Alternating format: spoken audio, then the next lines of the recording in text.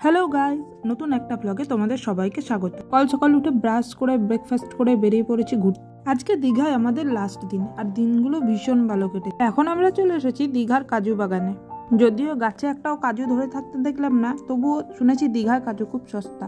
তারপরে আমরা চলে এসেছিলাম এই নারায়ণ মন্দিরে। যদিও মন্দিরে ভিতরে ক্যামেরা অ্যালাউ ছিল না, তাই ভিডিও করতে পারিনি।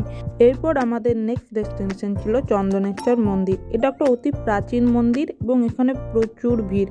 এখানে মহাদেবের মাথায় ডাবের জল ঢালা হয়। ভিড় ঠেলে ঠেলে গুঁতো খেতে খেতে ফাইনালি বাবার মাথায় জল ঢেলে আমরা বেরিয়ে পড়েছি নেক্সট ডেস্টিনেশন। সেটা হচ্ছে মোহনা। এটা অ্যাকচুয়ালি ওয়েস্ট বেঙ্গল আর দীঘার বর্ডার। এই যে আমার অবস্থা পুরো খারাপ, আর এই দেখো এরও অবস্থা খারাপ। পাশে আমার মা বসে আছে আর সবাইকে বলছে আমি কেমন গুঁতো খেতে খেতে বাবার মাথায় জল ঢেলেছি। ফাইনালি গল্প করতে করতে আমরা চলে এসেছি মোহনাতে। আর এইখানে মাছ ধরা হচ্ছিল, আর মাছের প্রচন্ড গন্ধ। জায়গাটা দেখতে যত সুন্দর, কিন্তু গন্ধতে টেকা যাচ্ছিল না। রোদে রোদে ঘুরে ঘুরে পেয়ে গেছিল প্রচন্ড তেষ্টা, আর এই দাদাটা ডাব বিক্রি করছিল। তো মা বললো একটু ডাব খেয়ে নে, তো আমিও খেয়ে নিলাম মায়ের সাথে সাথে। চলো টাটা, দেখা হচ্ছে পরের ভিডিওতে।